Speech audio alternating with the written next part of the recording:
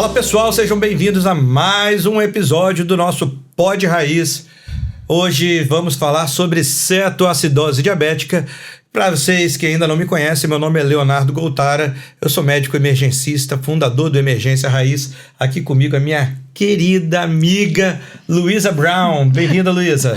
Tudo bom, Léo? Obrigada. E aí, galera? Hoje esse tema bacana, né? Cetoacidose diabética. E acho que vamos começar pelo começo, né, Léo? Conta pra gente aí o que é cetoacidose diabética. Então, começar do princípio, ponto melhor não há, já diria a noviça rebelde. Cetoacidose diabética. Cetoacidose diabética é cetoacidose diabética. Pronto, tá definido. Como assim, Goltara? É uma acidose causada por uma descompensação da glicemia, no qual a glicose não consegue entrar nas células e as células, em sofrimento metabólico, produzem cetoácidos para tentar fazer metabolismo anaeróbio ali, se virar com a coisa toda. E aí, esses cetoácidos extrapolam para a corrente sanguínea, colocam o corpo todo em acidose. Então, resumo. Como é que eu sei que tem cetoacidose diabética? Quando tiver cetose, acidose e descompensação da glicemia. Quer falar bonito? Glicemia acima de 250, com pH abaixo de 7,3, com presença de cetonemia ou cetonúria. Isso é cetoacidose diabética. Perfeito. Resumiu perfeito, Léo. E quais as causas, assim, né, que podem gerar esse quadro aí de cetoacidose diabética, principalmente pra gente na emergência, né, que não conhece esse histórico do paciente?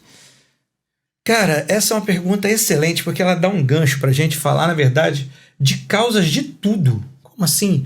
Grandes causas do tudo na medicina. Atenção. Quando qualquer pessoa te perguntar por que 3 pontinhos descompensou, a resposta que você pode dar como padrão que vai funcionar na maioria dos casos é ou porque parou o tratamento e obviamente vai descompensar, ou porque pegou uma infecção e obviamente vai descompensar. E no diabético não é diferente, Lu. No diabético, as causas mais comuns dele progredir para uma cetoacidose diabética é a interrupção abrupta da medicação, principalmente nos diabéticos tipo 1, nos diabéticos insulino-dependentes, e infecções, que vão desregular o metabolismo inteiro, e isso vai levar a, mais uma vez, cetoacidose. Muito comum até esses pacientes, né, principalmente aí mais na parte da pediatria, eles chegarem e descobrirem um diagnóstico com a descompensação, né? Sim, infelizmente, descobrir o diabetes tipo 1 durante uma infecção na juventude é uma apresentação um tanto quanto comum. Nossos amigos pediatras conhecem bem os emergencistas pediátricos, os pediatras. Por sinal, até agradecer a sugestão de quem mandou esse tema pra gente, né, Lu? Eu tenho que falar aqui um beijo especial pra nossa amiga Carol Charlotte, que pediu esse tema pra gente e foi preparado com muito carinho, né, Léo? Ah, sim. Carol é um amor, né? Carol, você tá vendo esse episódio, tá ouvindo esse episódio, ó... Um beijo do Léo e da Luísa pra você, tá? Obrigado. Mandem, e você está ouvindo isso aqui, mandem sugestões. A gente vai produzir o que vocês querem. Nós estamos aqui para ajudar vocês. É esse, né? Isso aí. Luísa, qual é o quadro clínico mais comum da cetoacidose diabética? E aí o quadro mais comum, Léo, é o clássico, né? O paciente geralmente aí mais jovem, né? Por isso mais comum até na pediatria. Um paciente que chega e eu vou te falar, tá? Eu peguei num dos hospitais que eu trabalho, do plantão, um quadro bem clássico de cetoacidose diabética. Acho que você já até contou isso aqui. Que foi avaliado, nada contra os cirurgiões, mas ele estava com um parecer da cirurgia, o paciente que estava com uma dor abdominal, e aí pediram um parecer da cirurgia para avaliar se não tinha nada no abdômen, né? E aí o cirurgião avaliou só o abdômen, falou que estava sem peritonite e era isso. Fui olhar o paciente, chegando na emergência, o paciente com o quadro clássico. Paciente diabético, chegou sudoreico, nauseado, taquipneico, taquicárdico, então aquela respiração clássica, né? Aquela de Kussmaul, essa compensação, e com uma dor abdominal. eu acho que ele fechou bem o quadro clássico, né, dos pacientes que se apresentam com cetoacidose diabética. E aí eu bati o olho e falei, cara, esse cara tá acidótico.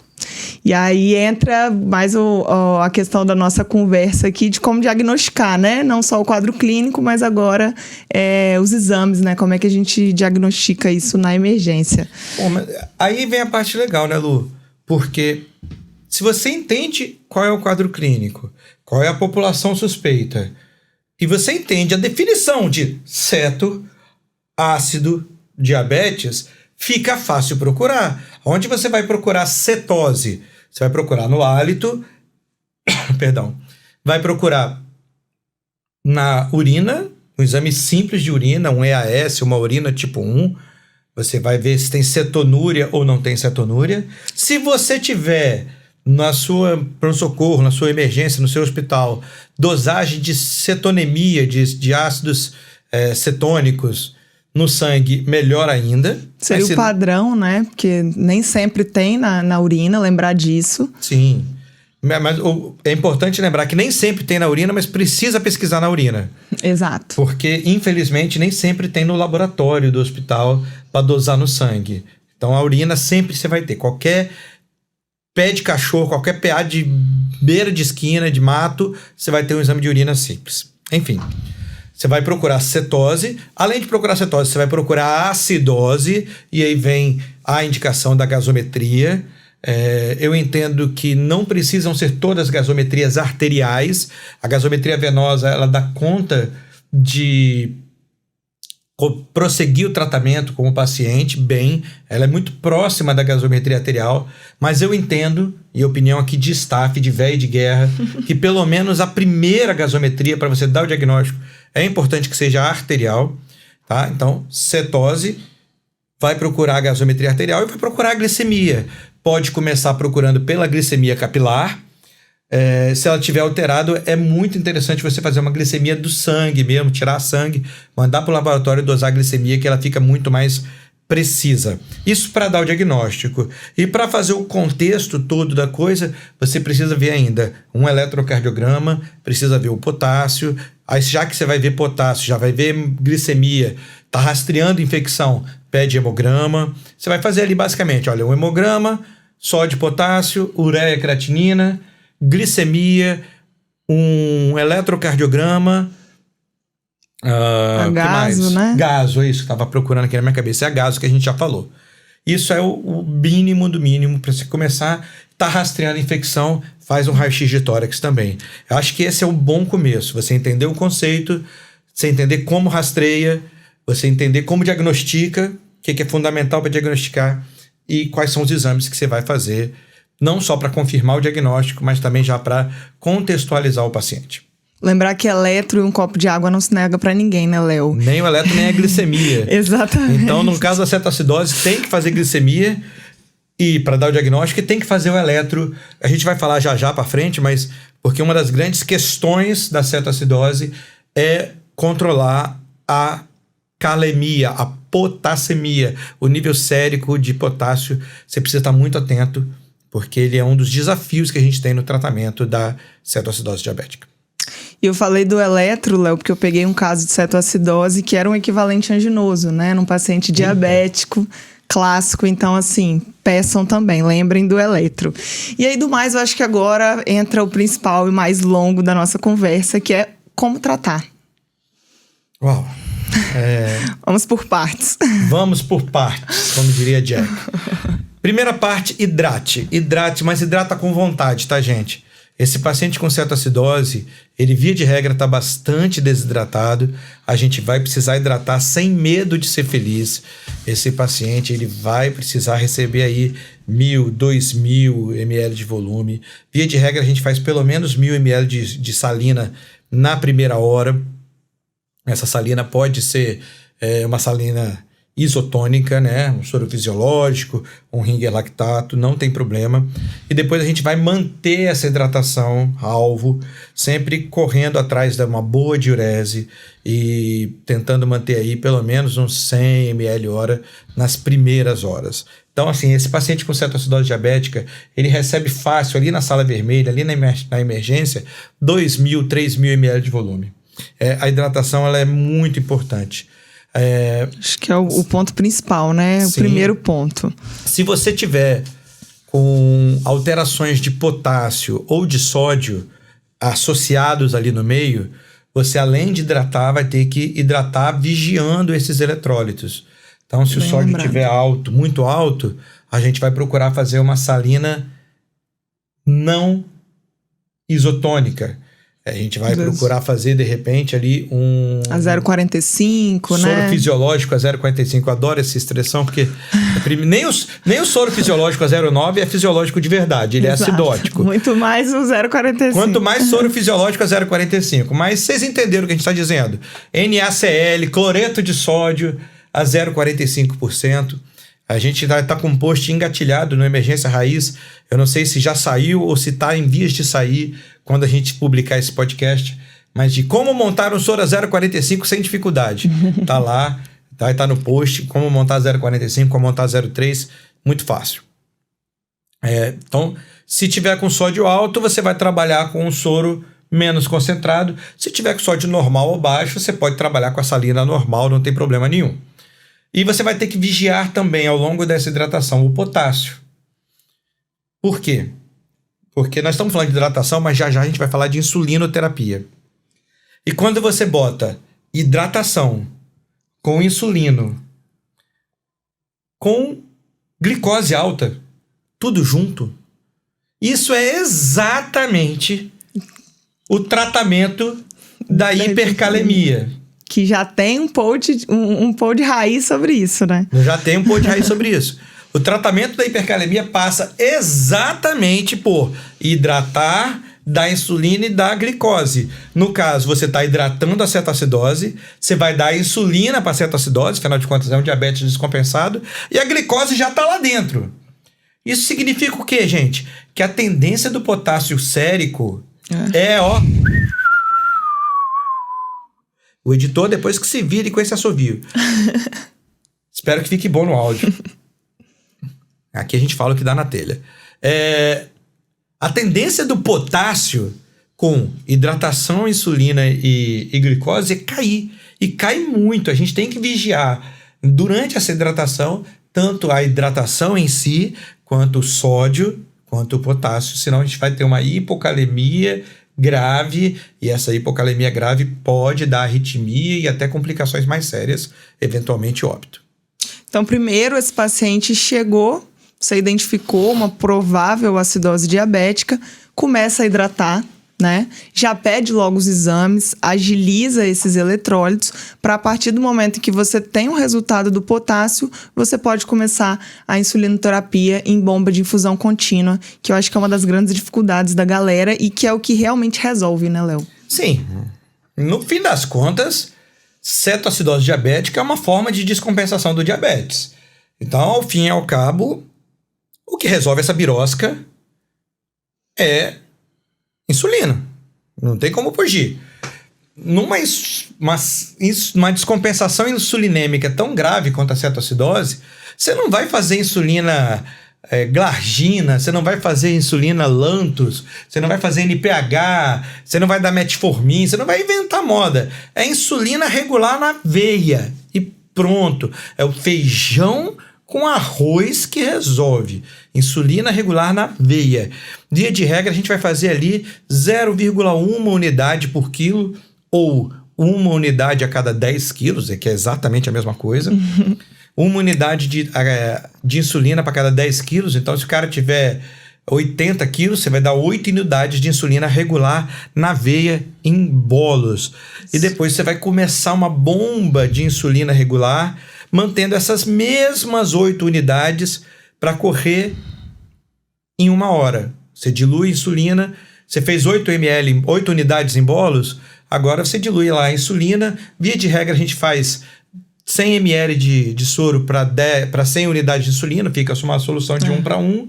Fica então, é 1 ml, né? 1 ml de insulina e 99 de soro, dá certinho. Dá certinho. E aí você vai fazer 8 unidades na veia direto e depois 8 ml hora na bomba. E aí não está resolvido. Tem que vigiar, fazer glicemia de hora em hora para poder ir titulando essa bomba. Exatamente. E associado a isso, não menos importante, na verdade, mais importante aqui, a gente vigiar o potássio, né, Léo? Então, assim, dosou o potássio abaixo aí, a gente coloca, né, isso aí até do livro de emergência, os valores abaixo de 3,3, a gente vai precisar repor, um pouquinho mais, vamos dizer assim, mais concentrado, né? E se ele tiver entre 3,3 e 5, a gente também faz uma reposição ali, nem para muito, nem para pouco. E acima de 5 a gente não vai precisar repor. Então... Essa é a ideia, né? De que, como você está dando um troço que claramente vai abaixar o potássio, a gente repõe o potássio quando o potássio está normal. Exatamente. Se o potássio de entrada estiver alto, tudo bem. Aí você não vai repor potássio. Se o potássio de entrada estiver normal, você vai fazer lá a hidratação com insulina, igual a gente acabou de falar. Nem que seja uma ampolinha, 2 para correr, né, Léo? E vai botar potássio para repor. Exatamente. E se o potássio de entrada estiver baixo, às vezes a gente, inclusive, começa a fazer reposição de potássio um pouco antes de começar a insulina. Essa história de um pouco antes é mais para didática do que de prática, né? Porque a gente acaba fazendo tudo ao mesmo tempo. Exato. Mas você vai começar com a reposição de potássio ali na hora. Porque isso é importante, gente. O paciente recebendo insulina mais hidratação em vigência de diabetes, vai cair o potássio. Se você daqui a pouco vai começar a ter todos aqueles estigmas da hipocalemia, onda T de tatu vai achatando, pode aparecer uma onda U, pode apicular a onda P de pato. E pacientes morrem por hipocalemia não tratada. Então a gente tem que vigiar isso bem. Às vezes mais do que por cetoacidose, né? Então vamos cuidar do potássio, gente. E aí, associado a isso, né? Falamos de hidratação, de insulina em bomba, de correção de potássio. Não menos importante, porque nosso chefinho aqui até palestrou no Congresso Nacional sobre os usos do bicarbonato. E aí, Léo, a gente faz ou não faz o bicarbonato? Quando que a gente faz? Não, vamos lá, vamos dar a regra e depois a gente fala a exceção. A regra é: não tratem com bicarbonato cetoacidose diabética. Mas, se o pH estiver ameaçador à vida, é aceitável que você faça. Léo, o que é um pH ameaçador à vida? Cara, ninguém sabe ao certo. Porque, assim, não tem uma literatura que fale 6.8, 6.9, 7.0, 7.1. Isso não é claro na literatura. Até porque é difícil eticamente de produzir um estudo desse, né? Vamos produzir um estudo com pH de humanos, não pode ser de animal. Vamos ver até que ponto o paciente morre ou deixa de morrer. Deixa lá em observação. Qual é o pH a partir do momento que o paciente morre? Não dá para fazer esse estudo. Então acaba sendo um pouco baseado em evidências, ou quando tem evidências, são evidências mais fracas, e muito baseado em opinião de especialista. pH ameaçador à vida que nenhum especialista vai te questionar. Nenhum. 6.9. 6.9, velho, abaixo, pode fazer que ninguém vai ter coragem de criticar você. O paciente estava com 6.88 de pH, você fez bicarbonato, pode fazer sem medo, ninguém vai te criticar. 7.0, talvez você tenha um pouquinho de crítica. Eu não criticaria, tá? Eu, Leonardo Goltara, especialista que sou, aceitaria que você fizesse bicarbonato para um pH de 6.98 numa cetoacidose diabética. À medida que a gente vai subindo, o grau de questionamento que vão te fazer vai ser maior. Eu te garanto que acima de 7.15, ninguém vai mandar você fazer bicarbonato. Independente do valor, tá, gente? Independente do valor do bicarbonato. Se o pH está em 7.18, não é bicarbonato que vai resolver o seu problema. Tá? Você vai tratar a doença de base e segue o baile. pHs entre 7.0 e 7.15, a tendência é não fazer. Mas se o paciente já tiver alteração renal, principalmente se tiver alteração renal do tipo 1 e do tipo 1 não. AKIN 1. AKIN 1 não, gente. AKIN 2 e AKIN 3. Insuficiência renal com AKIN, lesão de classificação AKIN 1 ou AKIN 3. A gente tá falando toda hora, gente. Gente, este professor que vos fala está ficando doido. Vamos recomeçar. Com pH entre 7,0 e 7,15, se ele tiver AKIN 2 ou AKIN 3, passa você fazer. Porque tem o BICAR ICU, que não foi feito exatamente para pacientes com cetoacidose diabética, foi feito para sepse, mas que traz uma evidência indireta de que esses pacientes podem se beneficiar de bicarbonato. Então, 6,9 abaixo, faz sem medo. 7,0 abaixo, alguns vão te criticar, mas eu faria. De 7,0 a 7,15, só se tiver lesão renal aguda associada, AKIN 2 ou AKIN 3. 7,15 acima, trata a doença de base, hidrata, vai acompanhando, porque esse paciente vai melhorar sem você precisar fazer o bicarbonato e sem você expor o paciente aos efeitos deletérios que o bicarbonato pode trazer. E lembrando que esse paciente ele vai ser resolvido na emergência, né, Léo? É o paciente que a gente resolve na emergência. É emergência... gente, o que fala da emergência? Emergência é emergência, gente. Emergência é o que salva vidas. Você gosta de salvar vidas, seu lugar é na emergência. Não que outros médicos também não salvem, mas a gente é que tá ali, ó, na cara do gol. A gente faz isso todo santo dia. O oncologista salva uma vida hoje, outra amanhã, quando dá um diagnóstico. O pediatra salva a vida a longo prazo, prevenindo, fazendo puericultura. A gente ali, ó, hardcore. Então, assim, esse paciente é da emergência, sem dúvida. E aí, do mais, gente, assim, lembrar, uma coisa que eu falo que é um detalhe muito importante, que as pessoas pecam muito na bomba de insulina, não desliguem a bomba de insulina, né? A bomba de insulina ali, ela não tá necessariamente para corrigir a hiperglicemia, até porque a gente precisa lembrar que existem até cetoacidoses euglicêmicas, Sim, né? Muito mais comuns agora com os SGLT. Os SGLT. Tem aparecido cetoacidoses euglicêmicas. Então assusta muito a equipe, eu vejo isso às vezes, a gente prescreve a bomba de insulina e aí a enfermagem muitas vezes vê que o paciente tá euglicêmico ali, né, e quer desligar a bomba, então é o momento que a gente corrige a glicemia, nem que a gente entre com soro glicosado, mas mantém essa bomba de insulina até resolver. E quando é que resolve, então? Pra gente pensar em desligar a bomba, pra gente pensar em liberar esse paciente ou internar esse paciente e resolver nosso plantão. pH maior que 7,3, anion gap menor do que 12, bicarbonato maior do que 15. Esses são critérios clássicos de que você já pode começar a pensar em migrar da insulina venosa para a insulina subcutânea. Neste meio tempo, se a glicemia cair muito, dá glicose para o paciente e insiste no tratamento. Não é feio, não é uma heresia você fazer soro glicosado com insulina. Se o paciente estiver acordado, você pode até dar comida a ele. Se o paciente estiver bem... Já vi gente dando chocolate pro diabético, é o dia da salvação dele, vai. Pode começar a dieta interal, parenteral, venosa, com soro glicosado. Você pode fazer dieta oral. Mas lembra que o grande problema da cetoacidose diabética não é a glicemia alta. A glicemia alta é um mecanismo através do qual a gente chega no verdadeiro problema, que é a acidose.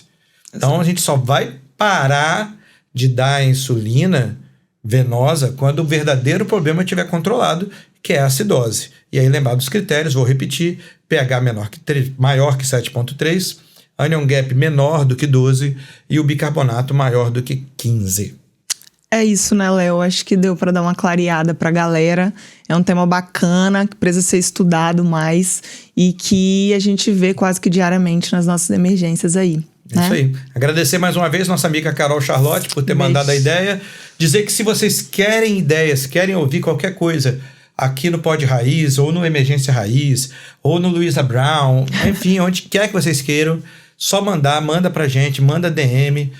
A gente vai produzir, nós estamos aqui para servir e ajudar vocês. Um beijo e até o nosso próximo episódio. Um beijo, gente. Tchau, tchau.